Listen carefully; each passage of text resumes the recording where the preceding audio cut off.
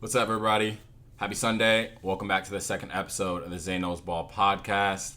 Last week, we talked about international players and the expansion across college basketball. This week, on the Deep Cut, we're going to be going over something different.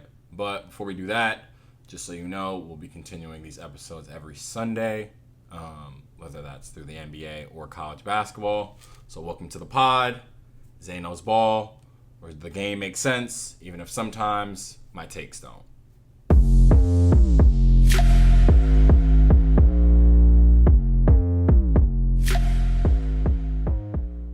So today, when this video will get posted, most likely, would be Game 2 of the NBA Finals between the Indiana Pacers and the Oklahoma City Thunder.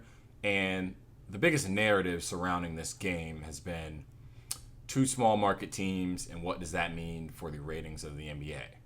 And that has been a topic of discussion for over the past decade because in most of the finals for the past 10 years have included either LeBron James, Kevin Durant, or Stephen Curry, the three biggest stars throughout the NBA. So that brings up the question of when these players are not in the game or not featured in the NBA Finals, do people even care? So this was definitely something that I thought needed to be talked about because even my instant reaction watching the Knicks and Pacers, I felt that for the NBA, ratings-wise, for casual fans, putting the Knicks in the Finals would be a great way to boost these ratings. And Indiana proved to be the better team, but it was, okay, how nationally recognizable are these players to casual fans? And a lot of times, NBA fans are a big portion, or diehard NBA fans are a big portion of the people who watch these games, but the majority of it are casual fans who don't watch the NBA season through all 82 games or even watch the first few rounds. They just watch the championship, and they want to be able to recognize some of the players that are on the screen. So one of the biggest things that I saw from a lot of The Athletic and a lot of these other publications was that Game 1 was one of the lowest NBA Finals ratings since the COVID year. And as I'm just kind of going through the years, another Finals that was relatively low simply because there weren't the LeBron and the Stephs and the KDs was the 2021 Finals between the Bucks and the Suns, where they had a low of 8.7 million views, and that's considered one of the lowest compared to the Steph KD finals and the Steph LeBron finals that peaked it up to 25 million views. So I guess that brings up the question of, is the NBA happy with this? Is this what they want? Because regardless of the fact, the NBA has signed a bunch of TV deals that have them locked in over the next decade or so. So regardless of if people are watching or not, they're still going to make their money. But I guess what I'm getting at is this going along the lines of NBA wanting to create new stars? Because we've seen that this has been a constant over the past 2 to 3 years as LeBron and Steph are in their late 30s. They are trying to propel these Anthony Edwards, Shai Gilgeous-Alexander, used to be Ja Morant, these younger guys who can take the mantle, and as a result, the ratings can stay the same once LeBron and these guys retire. In 2021, I guess, was your first peak of that with Devin Booker and Giannis, even though one is an international guy and one isn't, but you get the point that they're putting an emphasis on, okay, we want to market these new stars and these are the people we want to see. Obviously, the players have to do their part and get there. But even this year with Shai Gilgeous-Alexander and Anthony Edwards, that was the start of this new era. Steph and LeBron were eliminated early. It's not something we're used to seeing. So do we think this is necessarily bad? No, because if the NBA is really certain about branding these next era of stars, then this is what we want, right? We want Shai Gilgeous-Alexander and Tyrese Halliburton, two guys that are on their national teams that may not still be nationally recognizable by casual fans. Obviously, people who watch the NBA know who these guys are, but the idea is how can we market these guys to where next season we can put the Pacers and the Thunder on national TV on a Christmas game or whatever, and people know who they are. Because honestly, in the NBA, that is a big indication. Honestly, Christmas Day is a big indication on how the NBA feels about marketing you to casual fans on holidays. Thanksgiving, Christmas. If you are not, a lot of times the Thunder, the Pacers, these teams aren't put on national TV on Christmas because they'd rather put the Knicks or the Sixers, even if their teams aren't as close to as good. There's this nationally recognizable factor about them. And I think it's honestly not the worst thing in the world that the NBA is trying to shift this narrative, because you can honestly say it's gotten a little bit maybe repetitive that the NBA has focused or maybe even sometimes relied on the Steph-LeBron rivalry or the KD-LeBron rivalry to help boost their ratings. And for years, it worked because KD and LeBron and Steph, they were on great teams. Now their teams aren't so great. So when they're not in the finals, it's like, well, once these guys are out, what are we still watching for? And I think that's honestly just a blueprint for failure if you're really trying to create this new, even international takeover of basketball with all the top players being international and being able to focus on smaller market teams. Because in the NBA, let's be honest, if you weren't a Chicago Bulls or a New York Knicks or Dallas or Miami or LA, the NBA, even if you were there, you would not get as close to the marketing that some of these other teams have got, because they were focused on star power, where these smaller markets are focused on building their stars through the draft and making in-house moves and everything kind of developmental, to where these big name teams would make trades for big stars or sign free agents because people wanted to play in those markets. In 2025, that is not the case. Most of these top players, Anthony Edwards plays in Minnesota, Shai Gilgeous-Alexander plays in Oklahoma City, Giannis plays in Milwaukee, Nikola Jokic plays in Denver. Like, this is something that has changed, and I think it's time for NBA fans to really accept the fact that this is the direction that we are going. And if we continue to rely on, we want to see LeBron, we want to see these top guys, when they retire, it's going to put the NBA in a situation where we don't have anyone else to propel.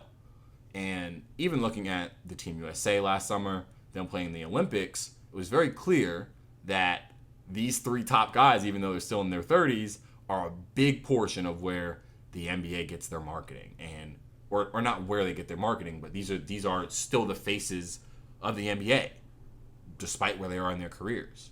So yeah, it's a time for the NBA to really adapt a new mindset. I don't necessarily mind it. Even last year between Dallas and Boston, with Jason Tatum and Luka, there's still some guys, and considering Boston and Dallas are still relatively big markets, the ratings still were pretty solid. But obviously, if you compare anything to the 2016, 2017, 2018 finals, or even 2015 with the Warriors and Cavs, it's not really going to come close to it.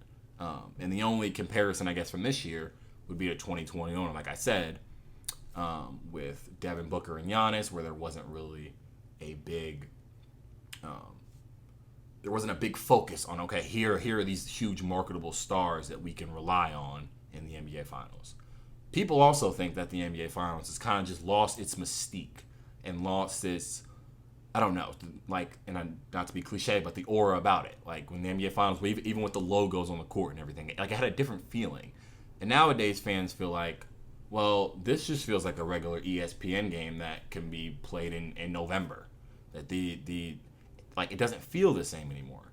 And that could be true, but it could also be because fans are still willing to not accept that their top guys are not in the finals anymore. I think that could be more of the problem than what everyone else is assuming is the reason. So that's something to keep in mind, even though you can argue that the basketball has gotten better. The quality of basketball has increased and gotten better over the years.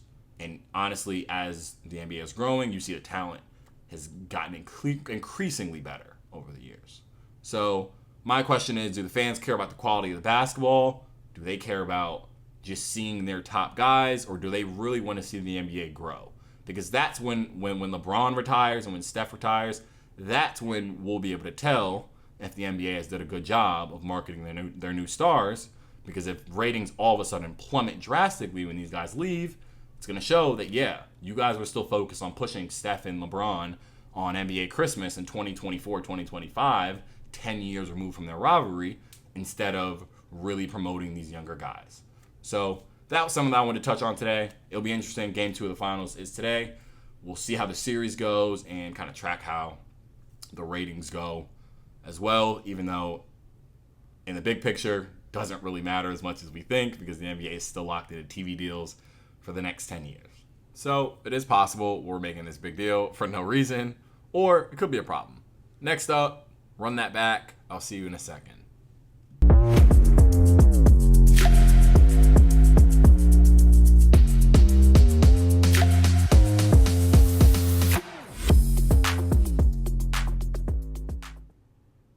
All right, welcome to Run That Back. This is a segment that we did last week. Will be a recurring segment where we play a quote or a video from someone and we give our instant reactions to what we just heard. So as of today, the NBA draft is 17 days from now, and obviously the household name is Cooper Flagg. So Florida Gators head coach of the national champion Florida Gators, Todd Golden, was on a podcast a few weeks ago, and he talked about Cooper Flagg's upside and how he could project into the NBA. So I want to hear what he has to say. What does Cooper Flagg bring to the next level? What sets him apart from the pack? Yeah, he's an incredibly unique and talented prospect. Someone who's been talked about really since he was like a freshman or sophomore in high school. And I think the best thing about Cooper Flagg for the NBA is I do think he's going to be able to impact early. You know, whether he's going to be able to become, you know, a superstar, I think that's still to be determined. I think he's a great player, don't get me wrong. But you guys know every player in that league is amazing. So you get there, you know, I think he measured at 6'7" yesterday, which is probably a little smaller than people thought. But he's a ready-made guy. He can do a little bit of everything. He can defend multiple positions. He's good with the basketball. He finishes well around the rim. I think he's got to tighten up his jumper a little bit. But, you know, he's a guy that has a really, really high floor, and I don't think he would disappoint, you know, being that number one selection. So before I address what Todd Golden said, I want to make a larger point that I've noticed between NBA fans and just members of the media. I think NBA fans have a tendency of when something is said about a player or a coach in the media, fans tend to focus on what isn't said more than what is actually said. And what I mean by that is if, for example, here, when Todd Golden goes on this podcast and he's talking about Cooper Flagg's high floor and what he could bring to an NBA team right away, by him mentioning that he has a really high floor and not talking about his superstar upside, people are quick to assume that, well, you don't think he has superstar upside then, or you don't think he's this generational prospect, just simply because he mentioned that he had a high floor. NBA fans tend to do that all the time, whether it's any player you're thinking of. If you mention 55 million things that are positive about this player, but you leave out one thing, they're going to assume that you think that this is a bad aspect of this player's game, or you are not mentioning it to criticize them. It is very naive, and I've noticed it, and people have taken this small tidbit from Todd Golden to say, well, Todd Golden's hating on Cooper Flagg because he doesn't think that he's this generational prospect simply because he mentioned how NBA ready he is. And a lot of times in the NBA, when you're NBA ready right away, people take that and they say, well, he doesn't have long-term upside, when both can be the case. That was something I noticed. I think Todd Golden was right on the ball. And I think a lot of times people from the outside perspective tend to judge these professionals who have been in the business, which I don't think makes any sense because most of the time they know more than we do.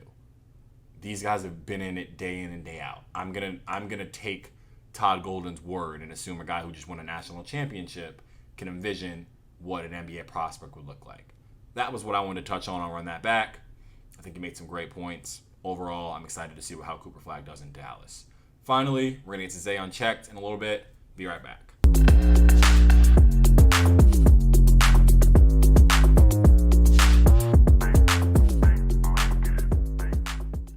All right, Xay Unchecked. If you're unfamiliar, this is where I go through 1 to 2 minutes of some of my hottest takes throughout the league, something that may be old, new, whatever the case may be.